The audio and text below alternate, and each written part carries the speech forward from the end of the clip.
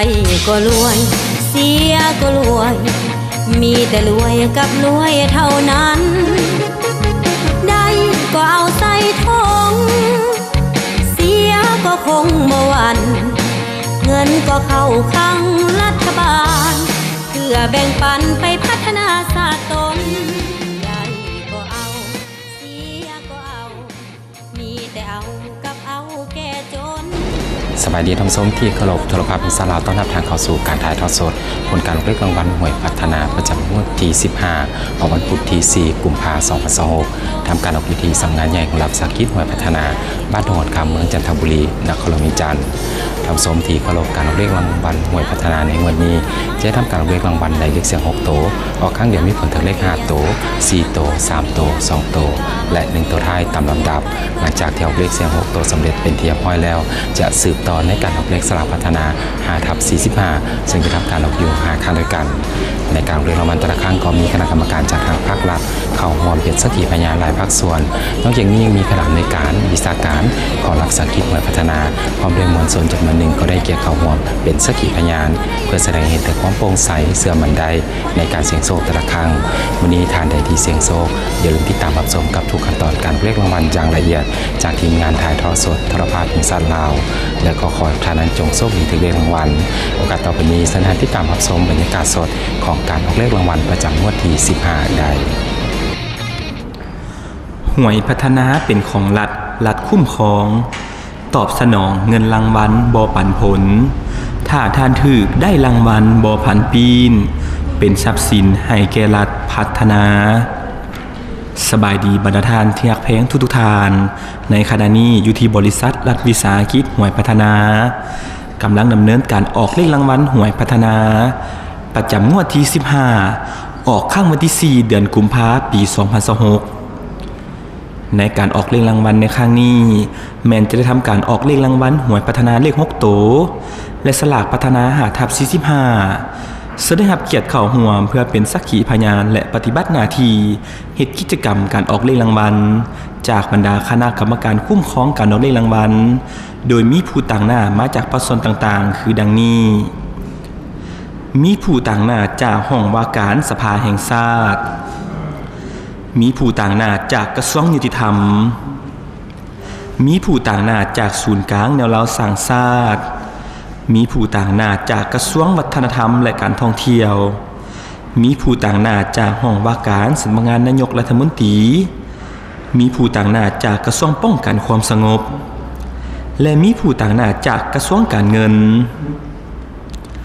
นอกจากนั้นเป็นเกียรติเข้าร่วมก็ยังมีคณะอำนวยการของบริษัทรัฐวิสาหกิจหวยพัฒนา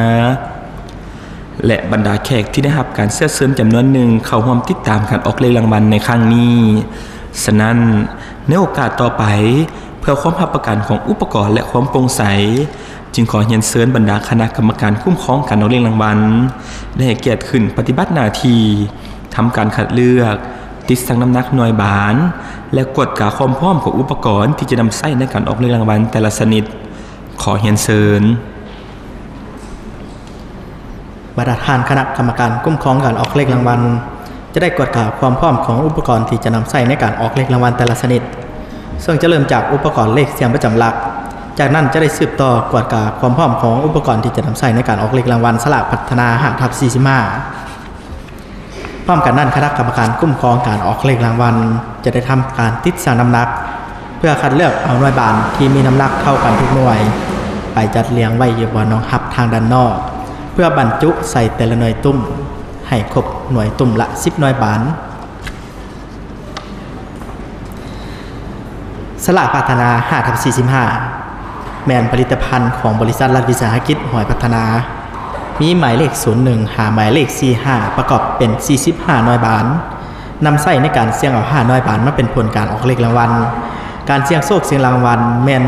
ซื้อหาหมายเลขมูลค่า 1,000 กีบต่อ1เกมสามารถลุ้นได้5รางวัลคือรางวัลที่1มูลค่ารางวัลต่ำสุด1ตื้อกีบถ้ามีเงินรางวัลสะสมแมนจะได้บวกเพิ่ม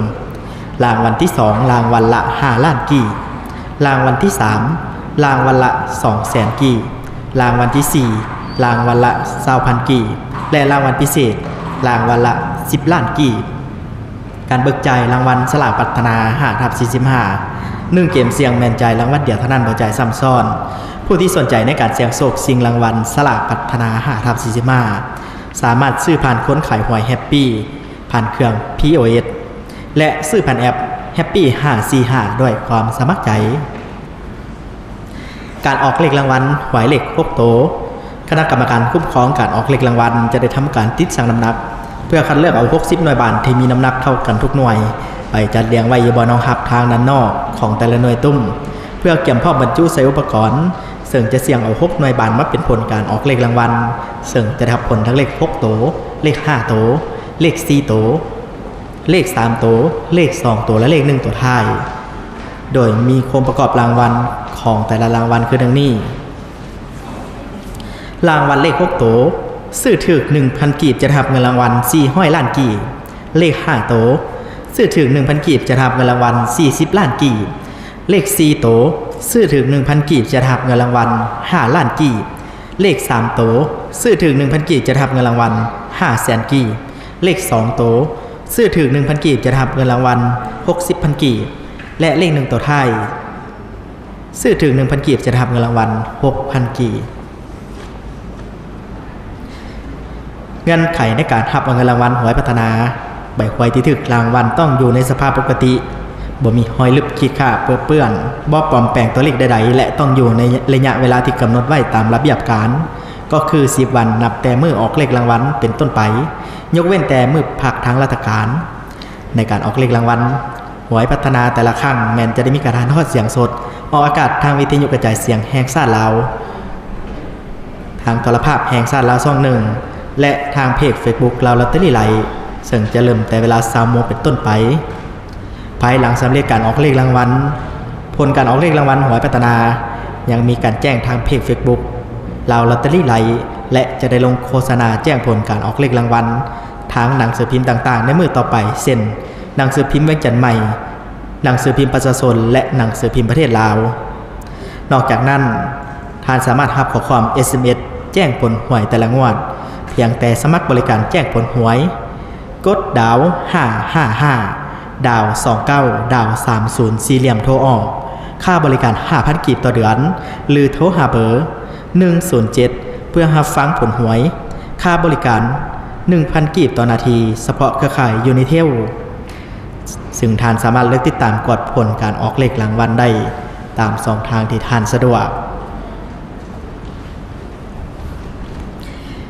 ขณะนี้คณะกรรมการคุ้มครองการออกเลขรางวัลก็ได้สำเร็จการติดชั่งน้ำหนักคัดเลือกเอาหน่วยบาทที่มีน้ำหนักเท่ากันทุกหน่วยและได้นำไปจัดเรียงไว้ตามลำดับอยู่บนรองรับทางด้านนอกของแต่ละหน่วยตุ้มเป็นที่เรียบร้อยเพื่อประกันความโปร่งใสในการออกเลขรางวัลแต่ละครั้งแม้ได้มีคณะกรรมการคุ้มครองการออกเลขรางวัลมาจาก7ภาคส่วนเข้าร่วมเป็นสักขีพยานปฏิบัติหน้าที่กวดกาความพร้อมของอุปกรณ์แต่ละชนิดความเหตุกิจกรรมการออกเลขรางวัลและเซ็นยักยืนผลของการออกเลขรางวัลตามตัวจริงไว้เป็นหลักฐาน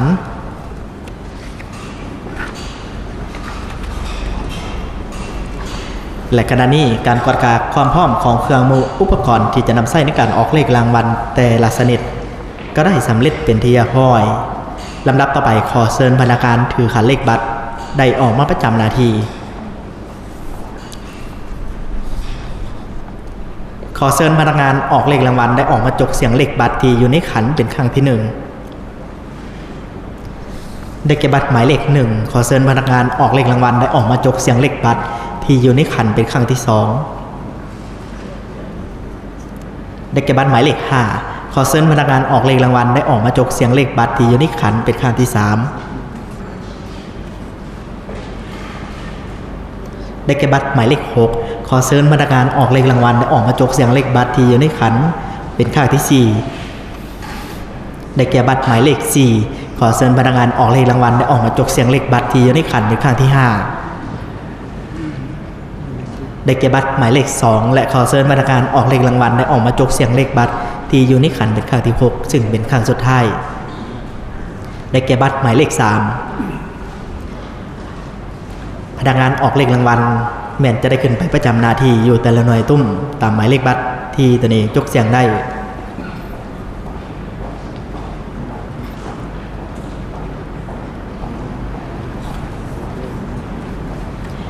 ขณะนี้พนักงานออกเลขรางวัลก็ได้ขึ้นไปประจำหน้าที่อยู่แต่ละหน่วยตุ้มเป็นที่เรียบร้อยต่อไปพนักงานออกเลขรางวัลจะได้ทำการบรรจุหน่วยบานเข้าใส่หน่วยตุ้มทั้ง6หน่วยตุ้มให้ครบหน่วยตุ้มละ10หน่วยบานซึ่งจะเริ่มบรรจุแต่หมายเลข1ไปหาหมายเลข0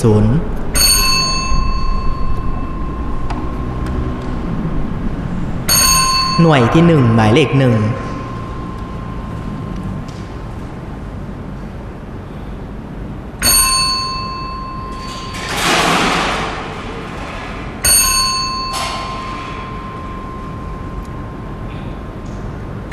หน่วยที่2หมายเลข2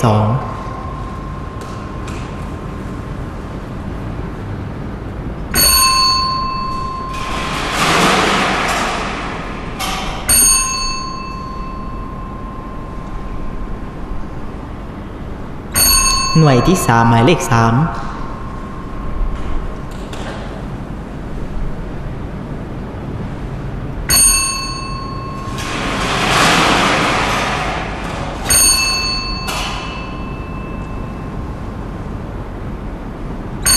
หน่วยที่4หมายเลข4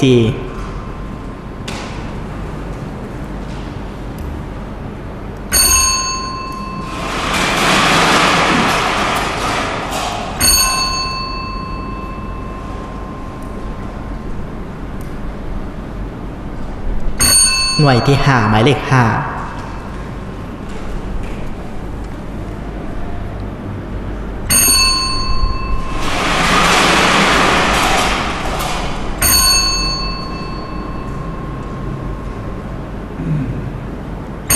หน่วยที่6หมายเลข6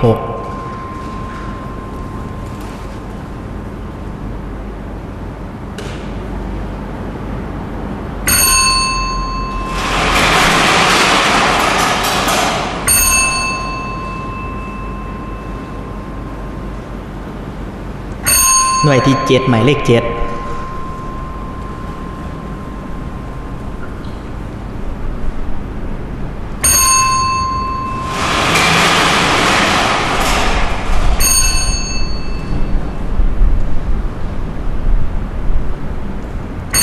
หน่วยที่8หมายเลข8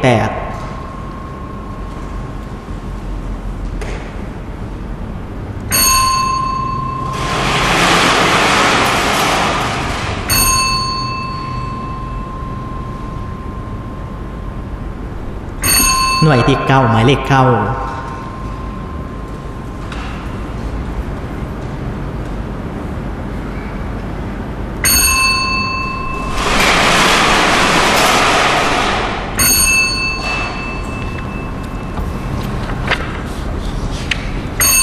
และหน่วยที่10หมายเลข0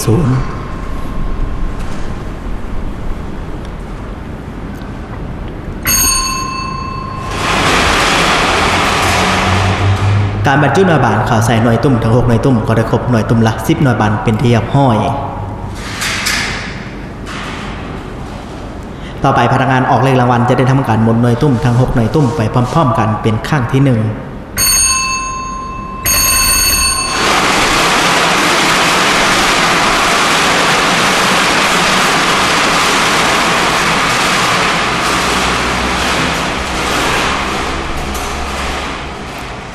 ในโอกาสต่อไปขอเรียนเชิญคณะกรรมการคุ้มครองการออกเลขรางวัลได้เกียรติขึ้นไปประจำหน้าที่อยู่แต่ละหน่วยตุ้มนำพนักงานออกเลขรางวัลมีคือดังนี้ 1. ขอเรียนเชิญคณะกรรมการผู้ต่างหน้าจากศูนย์กลางแนวราวสร้างชาติ 2. คณะกรรมการผู้ต่างหน้าจากกระทรวงวัฒนธรรมและการท่องเที่ยว 3. คณะกรรมการผู้ต่างหน้าจากห้องว่าการสำนักงานนายกรัฐมนตรี 4. คณะกรรมการผู้ต่างหน้าจากกระทรวงป้องกันความสงบ 5. คณะกรรมการผู้ต่างหน้าจากกระทรวงการเงิน และ 6. คณะกรรมการผู้ต่างหน้าจากห้องว่าการสภาแห่งชาติขอเรียนเชิญคณะกรรมการคุ้มครองการออกเลขรางวัลทาง6ภาคส่วน จะได้ขึ้นไปประจำหน้าที่อยู่ตะลุยตุ้มนำพนักงานออกเลขรางวัลเพื่อร่วมกิจกรรมเสียงไห้น้อยบานตกลงมาสู่บ่อนังหับทางด้านนอกหลังจากนั้นพนักงานออกเลขรางวัลจะได้นำเอาหน่วยบานทั้ง6หน่วยบานไปบรรจุร่วมกันใส่อุปกรณ์วงกลมขณะนี้คณะกรรมการคุ้มครองการออกเลขรางวัลก็ได้ขึ้นไปประจำหน้าที่อยู่ตะลุยตุ้มนำพนักงานออกเลขรางวัลเป็นที่เรียบร้อยต่อไปขอให้พนักงานออกเลขรางวัลหมุนหน่วยตุ้มทั้ง6หน่วยตุ้มไปพร้อมๆกันอีกเป็นครั้งที่2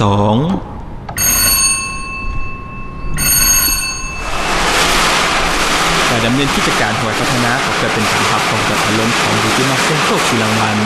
เป็นการสร้างอาชีพเสริมสร้างเหตุการณ์ทำและรายได้ให้แก่ผู้ขายหวยสร้างและหับของงบประมาณของรัฐด้วยการเก็บเอาเงินส่วนหนึ่งที่หมุนไปในข้อตลาดขึ้นกับส่วนระบบการเงินธนาคารที่เกี่ยวกับการประกอบส่วนเสนอสังคมเลขด้านหนึ่งก็เกิดเป็นการจำกัดสถาบันต่างๆที่บ่ถูกต้องตามระเบียบกฎหมาย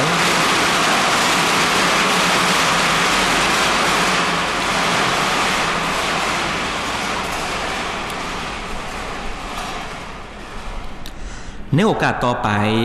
ขอเรียนเชิญคณะกรรมการคุ้มครองการออกเลขรางวัลได้กดเสียงไห้หน่วยบานตกลงมาสู่บ่อนังหักทางด้านนอกหน่วยตุ้มละ1หน่วยบานขอเรียนเชิญ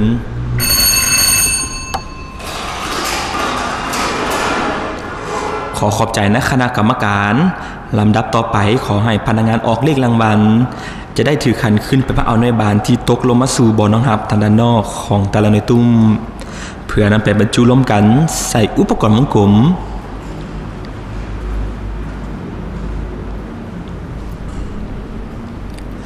หน่วยที่1หน่วยที่2หน่วยที่3หน่วยที่4หน่วยที่5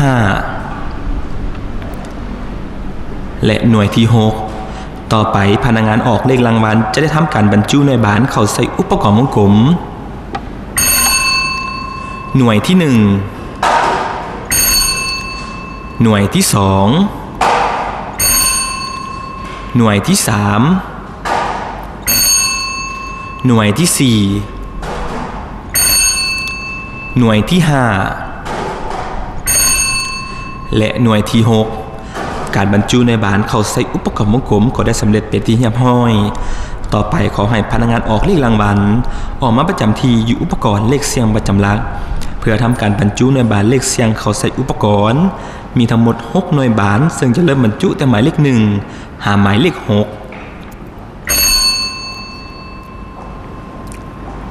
หน่วยที่1หมายเลข1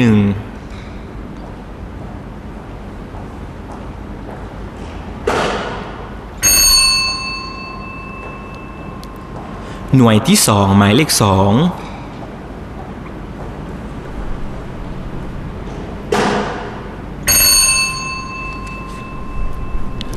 หน่วยที่3หมายเลข3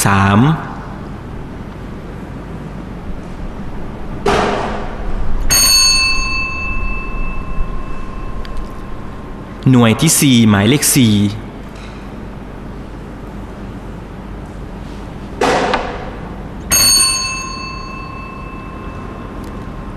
หน่วยที่5หมายเลข5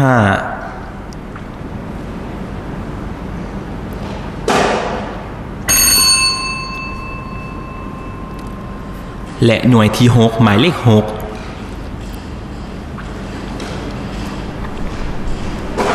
การบรรจุหน่วยบานหมายเลขเสียงประจำหลักเข้าใส่อุปกรณ์ก็ได้สำเร็จเป็นที่เรียบร้อยในโอกาสต่อไปขอเรียนเชิญคณะกรรมการผู้ต่างหน้าจากกระทรวงยุติธรรมได้จัดออกมาประจำที่อยู่อุปกรณ์เลขเสียงประจำหลักขอเรียนเชิญ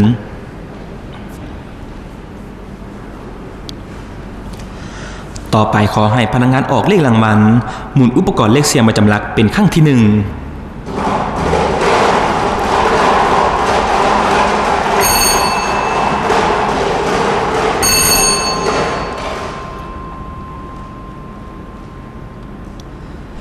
หน่วยบานหมายเลขเสียงประจำหลักครั้งที่1ได้แก่หมายเลข6ขอเชิญพนักงานออกเลขรางวัลที่ประจำอยู่ในตุ้มหมายเลข6พร้อมทั้งคณะกรรมการ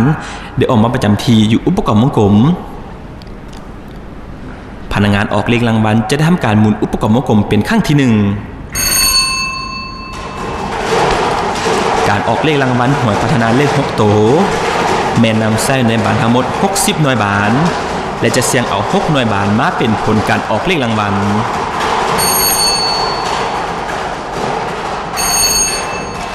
ขอขอบใจนักคณะกรรมการขอให้พนักงานออกเลขรางวัลได้จับเอาหน่วยบานและนำไปวางไว้บนห้องหับอยู่ที่ตำแหน่งหลักหน่วย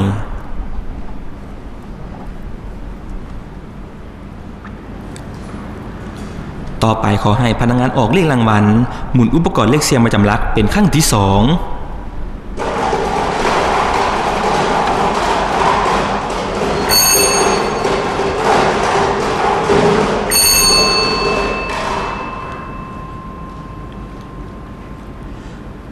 หน่วยบานหมายเลขเสียงประจำหลักครั้งที่2ได้แก่หมายเลข1ขอเชิญพนักงานออกเลขรางวัลที่ประจำอยู่ในตุ้มหมายเลข1พร้อมทั้งคณะกรรมการได้ออกมาประจำที่อยู่อุปกรณ์วงกลมพนักงานออกเลขรางวัลจะทำการหมุนอุปกรณ์วงกลมเป็นครั้งที่2การจะตั้งออกเลขรางวัลหวยพัฒนาแม้ล้มศูนย์อยู่บนเดียวอยู่ที่บริษัทรัฐวิสาหกิจหวยพัฒนาซึ่งจะนำใส่ผลการออกเลขรางวัลเป็นเอกภาพกันในขอบเขตทั่วประเทศ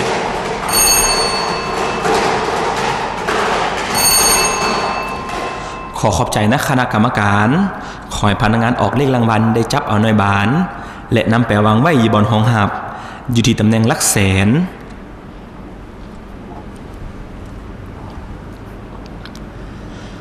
ต่อไปขอให้พนักงานออกเลขรางวัลหมุนอุปกรณ์เลขเสียงประจำหลักเป็นครั้งที่3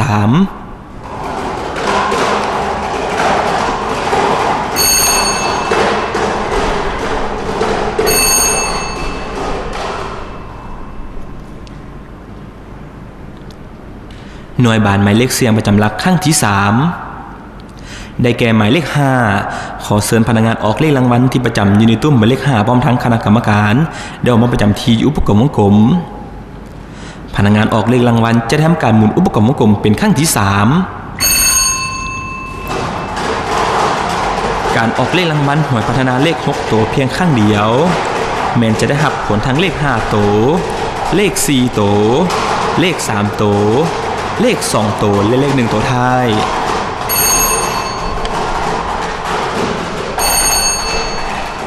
ขอขอบใจนะคณะกรรมการขอให้พนักงานออกเลขรางวัลได้จับเอาหน่วยบานและนำไปวางไว้บนห้องหับ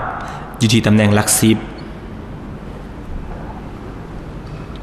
10ต่อไปขอให้พนักงานออกเลขรางวัลหมุนอุปกรณ์เลขเสียงประจำหลักเป็นครั้งที่4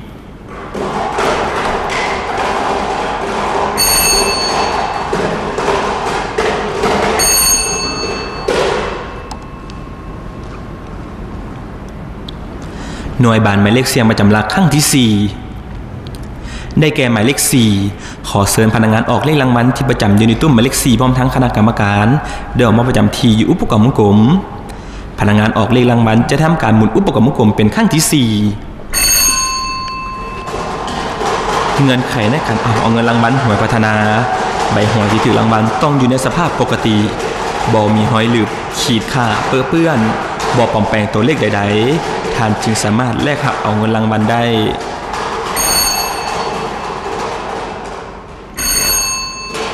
ขอขอบใจนะคณะกรรมการขอให้พนักงานออกเลขรางวัลได้จับเอาหน่วยบานและนำไปวางไว้บนห้องหับอยู่ที่ตำแหน่งหลักห้อยต่อไปขอให้พนักงานออกเลขรางวัลหมุนอุปกรณ์เลขเสียงประจำหลักเป็นครั้งที่5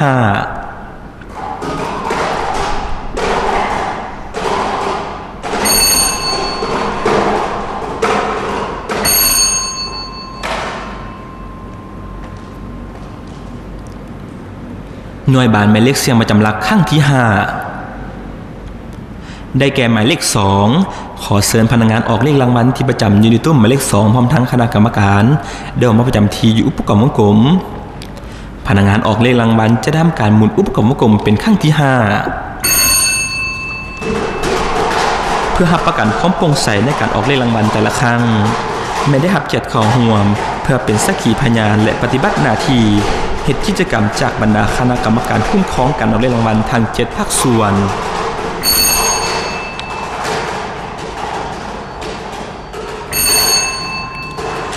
ข ขอขอบใจนะคณะกรรมการ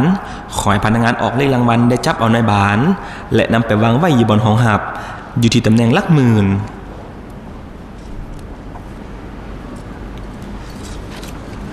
และต่อไปขอเรียนเชิญคณะกรรมการแสดงหน่วยบานหมายเลขประจำหลักเป็นครั้งที่6ซึ่งเป็นครั้งสุดท้ายขอเรียนเชิญ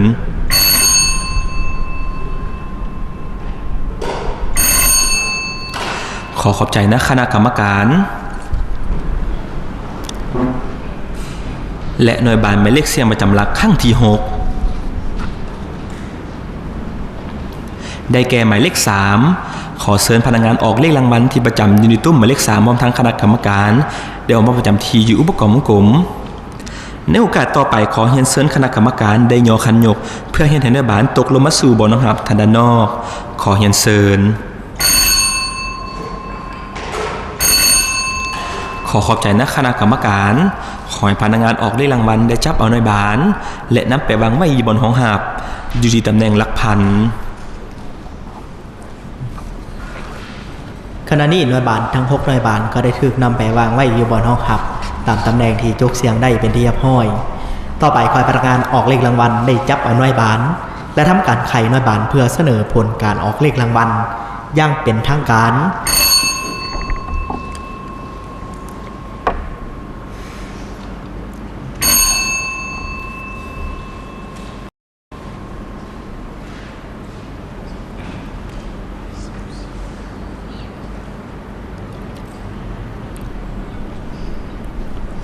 ในเวลานี้พร้อมแล้วที่จะประกาศผลการออกเลขรางวัลให้ประธานรับทราบผลการออกเลขรางวัลหวยพัฒนาประจำงวดที่15ออกข้างวันที่4เดือนกุมภาพันธ์ปี2026รางวัลเลข6โตวเลขที่ออกได้แก่หมายเลข168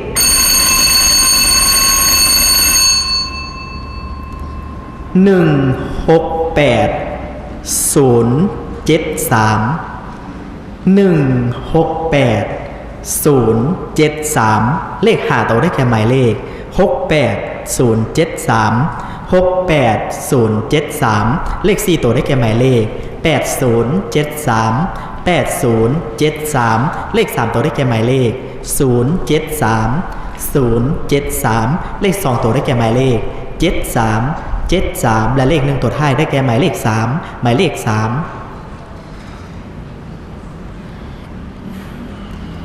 ผลการออกเลขรางวัลหวยเลขครบตัวก็ได้ออกมาสำเร็จเป็นที่เรียบร้อยต่อไปแมนจะได้สืบต่อทำการออกเลขรางวัลสลากพัฒนา5/45ขอให้พนักงานออกเลขรางวัลได้ออกมาประจำหน้าที่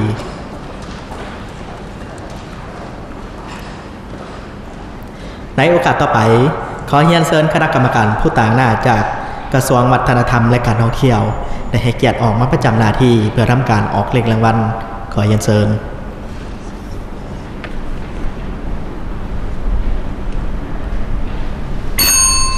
สลากพัฒนา5/45รางวัลที่1ต้องถูกหมายเลข4เลขหน้าจะสลับจุดตำแหน่งใดก็ได้1เลขท้ายต้องถูกกับผลออกมูลค่ารางวัลต่ำสุด1ตื้อกี่ถ้ามีเงินรางวัลสะสมจะได้บวกเพิ่มสลากพัฒนา5/45หน่วยที่1ได้แก่หมายเลข06หมายเลข06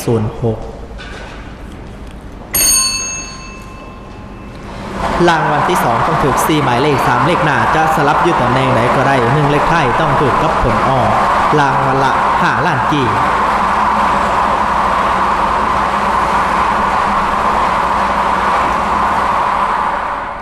หน่วยที่2ได้แก่หมายเลข09หมายเลข09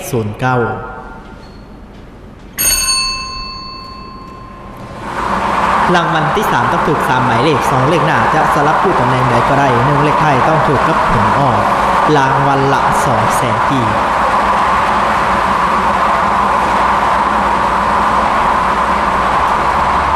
หน่วยที่3ได้แก่หมายเลข23หมายเลข23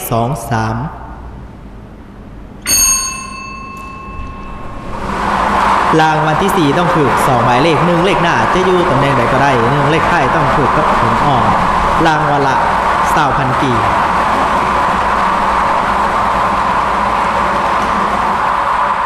หน่วยที่4 ได้แก่หมายเลข02หมายเลข02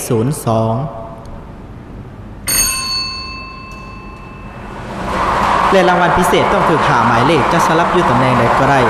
รางวัลละ10ล้านกีการเบิกจ่ายรางวัลสลากพัฒนา5ทับ45 1เกมเสียงบรรจ่ายรางวัลเดียวเท่านั้นโดยการซ้ำซ้อนและหน่วยที่5ได้แก่หมายเลข12หมายเลข12ขอขอบใจน้ำคณะกรรมการการออกเลขรางวัลสลากพัฒนา5ทับ45ก็ได้สำเร็จเป็นเรียบร้อยต่อไปแมนจะได้ทวนคืนผลของการออกเลขรางวัลให้ประธานทราบอีกครั้งผลการออกเลขรางวัลหวยพัฒนาประจำงวดที่